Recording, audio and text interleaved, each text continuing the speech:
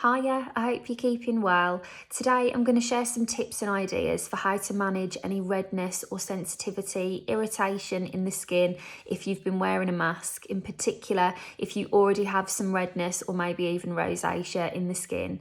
April is Rosacea Awareness Month, so I'm going to be making a few different videos this month, just little recaps really on products that work, tips that work, things like that.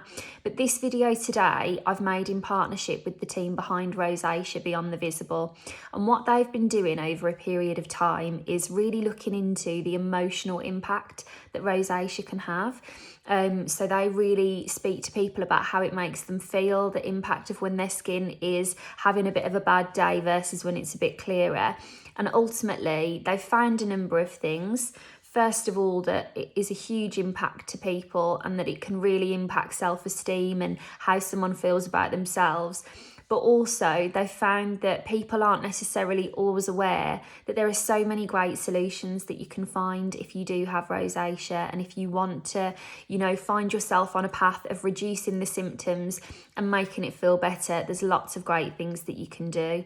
Now, I always like to say, before I talk about anything to do with rosacea, I've got type 1 and 2 rosacea, so I love sharing tips, ideas. I speak to dermatologists a lot, and that's where I get a lot of my information from. However, watching this video with me is nowhere near going to be equal to the power of seeing a doctor one-on-one. So if you're struggling with your skin in any way, I'm not a doctor, I can't diagnose you or offer the right solutions, but a doctor can speak to you, give you a one-on-one opinion, find something that works for you and find the best solutions for you. Because let's say with rosacea, for example, there are 4 different types of rosacea, all with varying degrees. And so as much as I love sharing my experience, it's not necessarily going to be absolutely cookie cutter the same as yours, and the best thing to do is see someone one-on-one. But all of that said, the campaign that the Beyond the Visible team have come together with is called Rosacea Unmasked. And essentially every April they do something to commemorate Rosacea Awareness Month. And this year they thought, because we've been wearing masks a lot more, they wanted us to share experiences of what the mask wearing has been like for us. Now, I'll be completely honest with you, I've been very, very fortunate to work from home over the last year, so I haven't been wearing a mask for extended periods of time. But what I have done this year is spoken to lots of dermatologists about rosacea, whether it is for research for a piece, whether I've spoken to them about my own skin, whether it's been in advance of making a video. And so I feel really lucky that I always have these expert tips to kind of draw from. So today, as my contribution to the campaign, I thought I would share a few tips so that if your skin has maybe worsened or it's feeling a bit more uncomfortable after wearing a mask, you can follow a few of these and see how they work for you. Now, the first one is really simple. It's actually one of those that when you hear it, you'll think, why didn't I think of that? But I think for a lot of people, they wake up, skin feels absolutely fine, and then they have a hot shower, and the next thing they're out of the shower and their skin is really hot, red, irritated. It's different than when they woke up. A really simple solution to this, if you're finding that a shower is especially triggering for flaring up redness, is to apply your moisturiser before you get in. Lots of dermatologists will tell you not to cleanse in the shower, and they say that you want to use a cooler water to do that, and the water in the shower is too hot. And one of the main reasons for this is that the warmth of that shower is kind of the perfect environment for you to experience moisture loss. And that moisture loss will then in turn equate to irritated skin, skin that's sore to the touch, skin that's hot to the touch. So if you're kind of preempting that before you get in and putting your moisturiser on before you get into the shower, you're preventing any further moisture loss and in turn helping to keep that skin as calm as possible. So if you found that, that's a real moment for you where something's about to change, try the moisturiser tip and see how it goes. The second one is something that I do a lot when I'm at my desk, but would definitely be great for kind of on-the-go mask wearing and wearing a mask for extended periods of time. I can't emphasise enough the power of a hydrating mist. So lots of skincare mists these days have skincare properties to them, hydrating properties. And also the very nature of a mist sitting on your skin that way is going to be quite cooling. If you were to top up every so often, when it's safe to do so in somewhere where it's safe to remove your mask, Spray a little bit of that mist all over.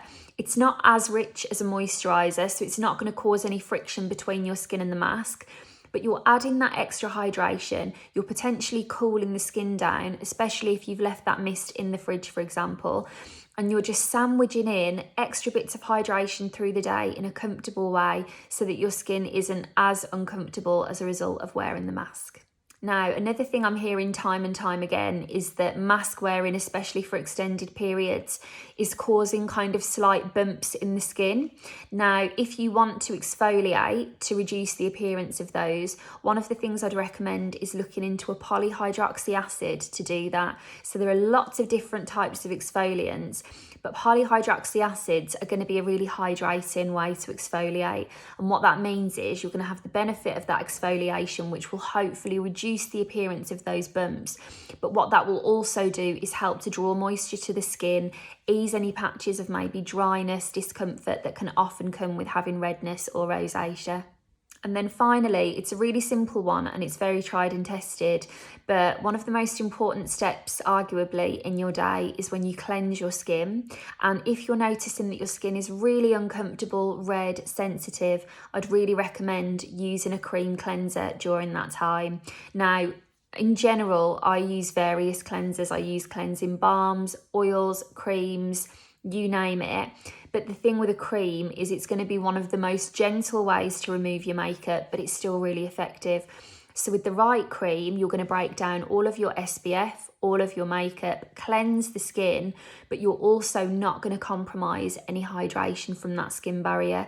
It's going to be a really hydrating way to clean the skin, let it feel comfortable and not further strip it from any moisture or dry it out. So in those times, I'm not saying never use your oil or your balm, because I'm always using those in my own routine. But when you're having those especially sensitive, red hot moments, it's best to stick to the... So I really hope those tips were helpful, and really I intended this video as a kind of further reading exercise because there's already on this page lots of rosacea resources. So if you go to the playlist that you can find on this page, there will be a whole one dedicated to rosacea with lots of different skincare tips, makeup tips if that's what you're looking for. But ultimately, this set of tips I've given you today I think is going to be especially helpful if you're, navigating these symptoms alongside wearing your mask.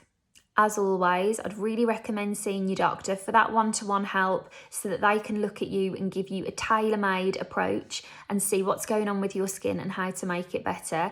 And one thing I would really emphasise, I really like to emphasise this as often as I can, every dermatologist I speak to tells me that there is so much that can be done for rosacea and that you can drastically reduce the symptoms. So if this is something bothering you at the moment, please know that there are lots of great solutions out there that can work really well and actually start to kick in relatively quickly. But in the meantime, as part of this campaign, the Rosacea Beyond the Visible team really want to kick off a conversation. So what I would love you to do is let me know in the comments of this video if you found something that's really working for you, what your experience has been like of wearing a mask, if you've got a solution that you think everyone should know about. They really want to get us talking and sharing, because if you actually have a look, a campaign they've done previously is #RosaceaNoFilter. And ultimately what you see is that so many people have skin that looks like mine, and it's totally normal and that we should be normalising it. But I think we just don't see it often enough, and it can feel like you're the only one that has this thing. But if you have a look at that campaign, you'll see so many examples of people sharing their experiences with rosacea, and ultimately they want to create the same environment again. So if you do feel that you want to share even more, anything that you can upload with the #RosaceaUnmasked, they'd be so grateful of, because they just want us all to talk about what's working for us and essentially spread this message that there are lots of great solutions, and there's help and light at the end of the tunnel if you're struggling with this at the moment. But thank you so much for watching. I'm going to make lots more videos this month in particular to kind of touch on favourite things and more tips and suggestions. So anything else you'd like to see, feel free to let me know, and I'll chat to you again very soon. Take care.